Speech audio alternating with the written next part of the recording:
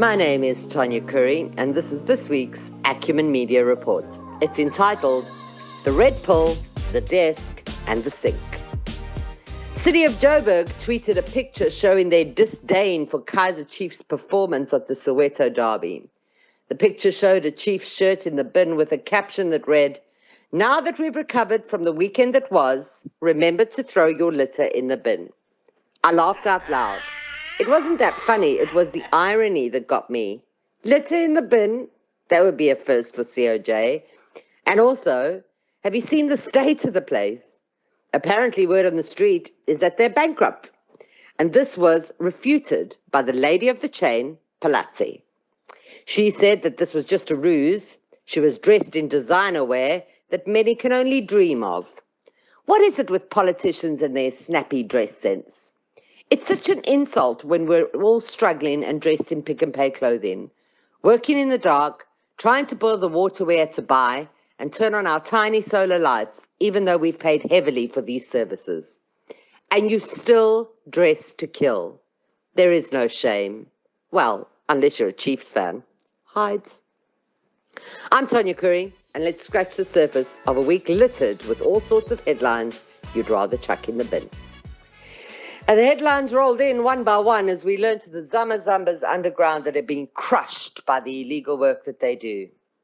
At last count, there were 21 bodies, and there are bound to be more. I wonder if that job was worth dying for. The news media blamed the heavy rainfall in Krugersdorp, but I blame the mafia that ran the whole mining operation, the no-name mafia. A resident from a nearby town spoke of horror stories. Halloween every day, all the tricks and no treats. They are unable to sleep at night because every little noise makes the community get up and check on their neighbors, literally living in fear. He went on to say the Zamas returned the very same day that the gang rape charges were dropped. His words, they came in like bees in buses. South Africa, it's time to name and shame. Who is behind this tyranny? Who is the bigwig? Come on, let's hear it. Which one of you sold our dangerous mines to dangerous miners? Which one of you is allowing Joburg to literally sink into the mire? Red Pill Club. I'll tell you what else has given me that sinking feeling, the president's Q&A. Have you ever had a conversation with someone and for some reason, no matter how hard you try, your eyes immediately glaze over? It's almost as if your brain completely leaves the room and you're hypnotized and hear nothing. That's how I felt about Ramaphosa standing up there talking about big numbers that no one can relate to. He seems to have forgotten how to speak to us laymen that are being used as fodder for the hungry South African corruption machine. He blamed apartheid for the first time. When you're sinking, you generally pull any card you can. In essence, though, he said we are going to bleed. We're going to bleed for a while, and he will not be taking first world money to sponsor our electricity problem. He gave an honourable member a schooling on accounting after the question of us joining the rest of the world in getting loans or grants that come in euros for climate change. He said it wasn't our fault, and why should we pay for it? That's a fair point, isn't it? I was watching this on the TV with my mom, and she turned to me and she said, "Why do we call them honourable when they're not?" She's smart, that goose of mine. It's her 75th birthday today, mashallah. Happy birthday to you. Happy birthday. Her wisdom and constant positivity make her a very strong woman, but she doesn't buy nonsense. She puts litter in the bin. I digress. I told you my eyes glaze over when I'm addressed by the Prez. It was striking, though, his mechanical motions. He's really concerned about Farmgate. It showed. The media is littered with stories about links to some big-shot property developer in Cape Town. They've also said that Paul O'Sullivan was involved and that the file came out of the bin faster than the chief shirt. Ramaphosa's nephew, Mayomela, has been linked in some seriously dodgy tenders involved in theft from hospitals. 138 million. He may even be wearing a pair of those skinny jeans. I told you about this clothing politics, eh? Sickos. Lindiwe Sisulu has all her ammo lined up, bitter litter, and she's playing politics like it's Dancing with the Stars. The politics of dancing. Unrelated, take the red pill. Zwele Mkhize, who also stole $1 million from the sick. Side note, seems to be that the bar for looting at a medical industry is 100. Get it? Earlier in the week, Zwele was interviewed about his run for president. And of course, the journo addressed that 100 million randalas. He binned the question by saying it was just an inconvenience and he isn't implicated. He threw his family under the bus. Just the kind of president we need. He spun like a master, though, a real master. I'd forgotten how captivating his presence was. Remember when we thought he was leading us through a pandemic? We loved him, but instead he was picking the pockets of the sick and the dying. I had to shake my head a lot to get out of that hypnosis. The president was out and about this week. He's giving speeches on the war in our country. No, man, not that RET thingy. The war against women. He spoke again of how every police station is equipped with a GBV desk.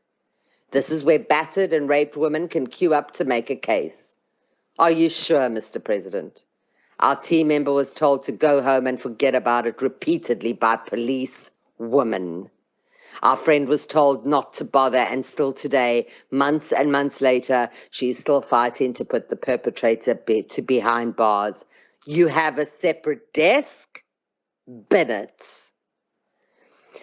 Naturally, given the timing, the headlines were filled with successful cases against child rapists and women killers who got jail time. Red pill. But there was one story that made our jaws drop. Serial rapist pleads guilty to 93 rapes. 93. What?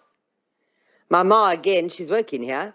How can you not catch him or even get a hint of him when 93 women's souls were damaged forever? It's okay, though. Don't worry. Don't stress, because we have that extra desk. Let me tell you who added insult to injury, our so-called public protector. Madam Busi Makwebane, the woman who gives me night terrors. You remember Udali left the building last week. Turns out he didn't leave her as a client, which is what he had said.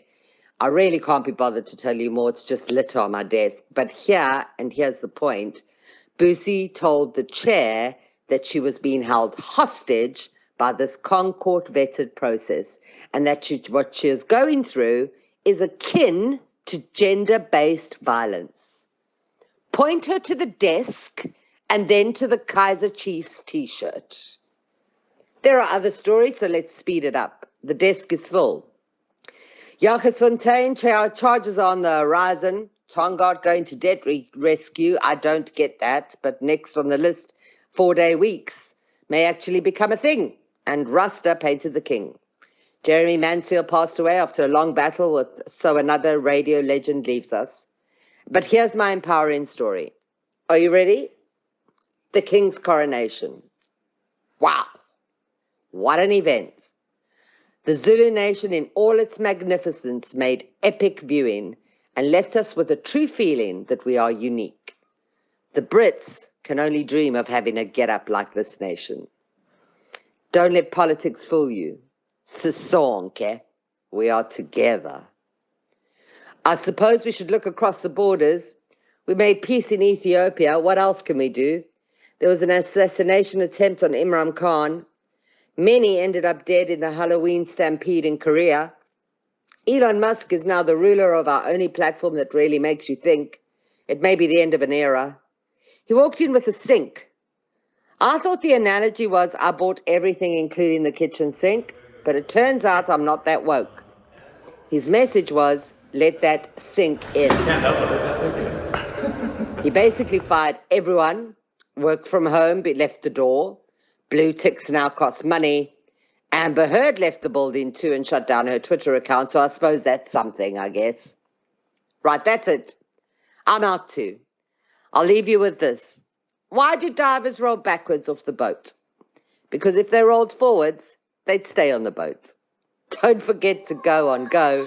I'm Tonya Curry, and you've just scratched the media surface with Acumen Media.